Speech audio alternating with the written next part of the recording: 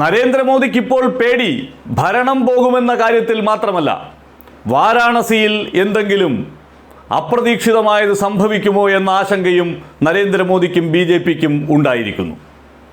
കഴിഞ്ഞ 10-12 ദിവസത്തിനുള്ളിൽ 6 വട്ടമാണ് നരേന്ദ്രമോദി വാരാണസിയിലെ വിവിധ കേന്ദ്രങ്ങളിൽ പര്യടനം നടത്തിയതും റാലികളിൽ പങ്കെടുത്തതും. ഇതിൽ 2-3 ദിവസം വാരാണസിയിൽ അദ്ദേഹം രാത്രി തങ്ങുകയും ചെയ്തു. 2014 വാരാണസിയിൽ മത്സരിക്കാനെത്തുന്ന ഘട്ടം മുതൽ നരേന്ദ്രമോദി ഇത്തരത്തിൽ നിരന്തരമായി ആ മണ്ഡലത്തിൽ കറങ്ങി നടന്ന് വോട്ട് പിടിക്കുന്ന സാഹചര്യം ഉണ്ടായിരുന്നില്ല. പക്ഷേ ഇക്കുറി നരേന്ദ്രമോദിക്ക് എന്തോ ഭയമുണ്ട്. അത് നരേന്ദ്രമോദി തോൽക്കും എന്ന ഭയമായിരിക്കില്ല. പക്ഷേ കഴിഞ്ഞ തവണ കിട്ടിയ ഭൂരിപക്ഷം കിട്ടാതെയായാൽ അത് വാരാണസി പോലുള്ള ഒരു മണ്ഡലത്തിൽ നരേന്ദ്രമോദിയുടെ ഇമേജിനേൽപ്പിക്കുന്ന ആഘാതം ചെറുതല്ല എന്നുള്ള തിരിച്ചറിവ് അദ്ദേഹത്തിനുണ്ട്.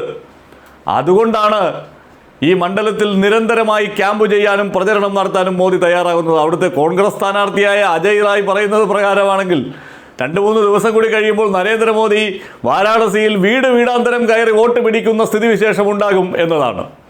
അത്രമേൽ നരേന്ദ്രമോദി വാരാണസിയുടെ കാര്യത്തിൽ ഭയപ്പെടുന്നുണ്ട് എന്നർത്ഥം. നരേന്ദ്രമോദി ഈ ഭക്തി നന്നായി തന്നെ ചെലവഴിച്ച് വാരാണസിയിലെ ഹിന്ദു വോട്ടുകളെ ഏകീകരിക്കാൻ ഒരു വശത്ത് ശ്രമം നടത്തുമ്പോൾ, ഈ കാശിയുടെ വികസന പദ്ധതികളുടെ പേരിൽ വീടും ഉപജീവന മാർഗങ്ങളും ഒക്കെ നഷ്ടമായ വേറൊരു വിഭാഗം ഹിന്ദുക്കളുണ്ട്. അവരുടെ ജീവിതാവകാശങ്ങളെ മോദി കവർന്നെടുത്തു എന്നുള്ള ആക്ഷേപമുള്ളവർ, അവരുടെ വലിയ പ്രതിഷേധം അവിടെ നിലനിൽക്കുന്നുണ്ട് എന്നതാണ് യാഥാർത്ഥ്യം. അതായത് ഒരു വശത്ത് ക്ഷേത്ര പുനരുദ്ധാരണം നടത്തുമ്പോൾ മറുവശത്ത് ഈ പുനരുദ്ധാരണത്തിൻ്റെ അല്ലെങ്കിൽ ഈ വികസനത്തിൻ്റെ പേരിൽ ചെറിയ ചെറിയ ക്ഷേത്രങ്ങളെ ഒരു ദാക്ഷിണ്യവുമില്ലാതെ ഇടിച്ചു നിരത്തുന്ന കാഴ്ച വാരാണസിയിൽ കാണാനാകുന്നു എന്നതാണ് നരേന്ദ്രമോദിയെയും സങ്കടപ്പെടുത്തുന്ന ഒരവസ്ഥ. അതിനെതിരായിട്ടുള്ള വലിയ ജനവികാരം അവിടെ ഉണ്ട്. അപ്പോൾ അതൊന്നും മോദിയെ തോൽപ്പിക്കാനുള്ള ഒരു ഘടകമായി മാറുന്നു എന്ന് നമുക്ക് കരുതാനാകില്ല. പക്ഷേ കോൺഗ്രസും സമാജ്വാദി പാർട്ടിയും വലിയ പ്രതീക്ഷയിലാണ്. മോദിയുടെ വിജയ മാർജിനെങ്കിലും 1 ലക്ഷത്തിന് താഴേക്ക് കൊണ്ടുവരാൻ സാധിക്കുമെന്നവർ പ്രതീക്ഷ മുന്നോട്ട് വയ്ക്കുന്നു. ആ ആശങ്ക BJPക്കും ഉണ്ട്. അതുകൊണ്ടാണ് നരേന്ദ്രമോദി മുൻ വർഷങ്ങളിൽ ചെയ്യാത്തതുപോലെ വാരാണസിയിൽ ക്യാമ്പ് ചെയ്ത് തെരഞ്ഞെടുപ്പ് പ്രവർത്തനങ്ങൾ നടത്തുന്നത്, പരമാവധി യോഗങ്ങളിൽ പങ്കെടുക്കുന്നത്. വനിതകൾക്ക് വേണ്ടി പ്രത്യേക യോഗം, യുവാക്കൾക്ക് വേണ്ടി പ്രത്യേക യോഗം, പ്രായമായവർക്ക് വേണ്ടി പ്രത്യേക യോഗം. മോദി അങ്ങനെ ഈ പോക്കറ്റ് മീറ്റിങ്ങുകളിൽ പങ്കെടുക്കുന്നത് പോലെ അവിടെ യോഗങ്ങളിൽ പങ്കെടുക്കുന്നു. അത്തരമൊരു കടുത്ത സമ്മർദ്ദത്തിലേക്ക് നരേന്ദ്രമോദിയെ കൊണ്ടുവന്നെത്തിക്കാൻ അവിടെ ഇന്ത്യ സഖ്യത്തിന് സാധിച്ചു എന്നത് തന്നെ ഈ തെരഞ്ഞെടുപ്പ് പ്രചരണ രംഗത്തെ വിജയമാണ്. കഴിഞ്ഞ തവണയൊക്കെ മോദി 1-2 നോമിനേഷൻ കൊടുക്കുന്നു, പോകുന്നു. പിന്നെ അവസാന ഘട്ടത്തിൽ എപ്പോഴെങ്കിലും ഉത്തർപ്രദേശിൽ വരുന്ന കൂട്ടത്തിൽ ഒരു റാലി. അതിനപ്പുറത്ത് വാരാണസിയിൽ അദ്ദേഹത്തിൻ്റെ സാന്നിധ്യം ഉണ്ടായിരുന്നില്ല. പക്ഷേ ഇക്കുറി അങ്ങനെയല്ല. കാരണം അവിടുത്തെ MLA-മാർ വോട്ട് പിടിക്കാൻ പോകുമ്പോൾ പലയിടങ്ങളിലും ആളുകൾ അവരെ തടഞ്ഞു നിർത്തി അവരെ അടിച്ചോടിക്കുന്ന കാഴ്ച കാണുന്നു. വാരാണസിയിൽ ഒരിക്കലും സംഭവിക്കില്ല എന്ന് BJP കരുതിയതൊക്കെ സംഭവിക്കുന്നു. ഹിന്ദുക്കളിൽ നിന്നു തന്നെ കടുത്ത എതിർപ്പ് നേരിടേണ്ടി വരുന്നു. അത് അവരുടെ വീടും കുടിയും നഷ്ടപ്പെടുമ്പോൾ സ്വാഭാവികമായി അവർക്ക് പ്രതിഷേധമുണ്ടാകും. ഒരു അമ്പലത്തിൻ്റെ വികസനത്തിന് വേണ്ടി ഇത്രയും മനുഷ്യരുടെ ജീവിതത്തെ ഇല്ലാതാക്കാൻ ശ്രമിച്ചു എന്നുള്ളത്, കാരണം അവർക്ക് ആ കാശിയുമായ ഒരു അറ്റാച്ച്മെൻ്റ് ഉണ്ട്. അവിടെ നിന്ന് അവരെ വേറെ എങ്ങോട്ടെങ്കിലും പോയി ജീവിച്ചോ എന്ന് പറഞ്ഞ് ആട്ടി ഓടിക്കാനുള്ള ശ്രമത്തെ സ്വാഭാവികമായി തന്നെ അവർ എതിർക്കും. അവർക്ക് കാശൊക്കെ കിട്ടും വസ്തു കൊടുക്കുമ്പോൾ. പക്ഷേ ആ വിടവാങ്ങലുണ്ടല്ലോ, അതുണ്ടാക്കുന്ന വേദനയുണ്ട്. അത് വോട്ടായി പ്രതിഫലിക്കുമെന്ന് ഇന്ത്യ സഖ്യം കണക്ക് കൂട്ടുന്നുണ്ട്. ആ പേടി നരേന്ദ്രമോദിക്കുണ്ട്. കഴിഞ്ഞ തവണ 4,79,505 വോട്ടിൻ്റെ ഭൂരിപക്ഷത്തിൽ ജയിച്ച മോദി, ആ 505-ൽ നിന്ന് ഒരു വോട്ട് കുറഞ്ഞാൽ അത് നരേന്ദ്രമോദി കേൾക്കുന്ന അദ്ദേഹത്തിൻ്റെ ഇമേജിനേൽക്കുന്ന ആഘാതമാണ് എന്ന് തിരിച്ചറിയാനുള്ള ബുദ്ധിയുള്ളത് കൊണ്ടാണ് മോദി ഇങ്ങനെ പേടിച്ചരണ്ട് വാരാണസിയിൽ ക്യാമ്പ് ചെയ്ത് പ്രചരണത്തിന് നേതൃത്വം നൽകുന്നത്.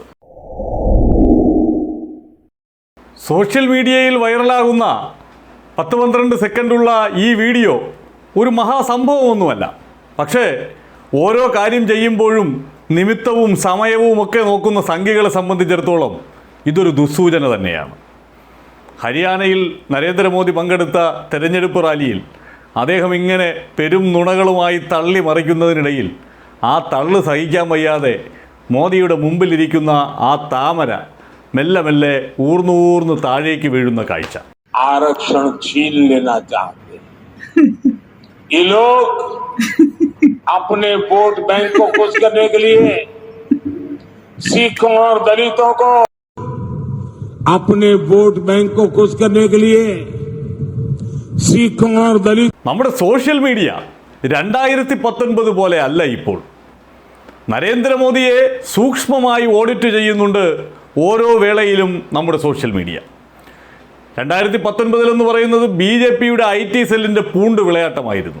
എതിരാളികൾ ഇല്ലാത്ത വിധം നരേന്ദ്രമോദിയുടെ പുകഴ്ത്തലുകൾ കൊണ്ട് നിറഞ്ഞിരുന്നു സോഷ്യൽ മീഡിയയാകെ. പക്ഷേ ഇക്കുറി അങ്ങനെയല്ല കാര്യങ്ങൾ.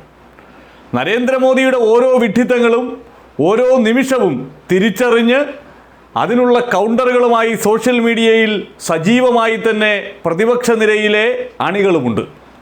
ഇപ്പോൾ മോദി ഒരു കള്ളം പറയുമ്പോൾ ആ കള്ളം പൊളിക്കുന്നതിന് വേണ്ടിയിട്ടുള്ള തെളിവുകൾ അവർ നിരത്തുകയാണ്. അതുകൊണ്ടാണ് ഇപ്പോൾ നരേന്ദ്രമോദിയുടെ മുന്നിലിരിക്കുന്ന ആ താമര ചിഹ്നം ഊർന്നു വീഴുന്നത് പോലും സോഷ്യൽ മീഡിയയിൽ തരംഗമായി മാറുന്നത്. BJPക്കാരെ സംബന്ധിച്ചിടത്തോളം ഇത്തരത്തിലുള്ള കാര്യമൊക്കെ വളരെ പ്രധാനപ്പെട്ടതാണ്. അപ്പോൾ അതുകൊണ്ട് തന്നെ കൃത്യമായി സമയവും നിമിത്തവും ഒക്കെ നോക്കി ഓരോന്നിലും ഇടപെട്ടുകൊണ്ടിരിക്കുന്ന അവർക്ക് മോദിയുടെ മുന്നിലിരിക്കുന്ന താമര ചിഹ്നം ഹരിയാനയിൽ വെച്ച് തന്നെ താഴേക്ക് പതിക്കുന്ന ഒരവസ്ഥ ഉണ്ടാകുമ്പോൾ അത് നൽകുന്ന ദുസൂചനയെക്കുറിച്ച് അവർക്ക് സ്വാഭാവികമായി തന്നെ സങ്കടമുണ്ടാകും.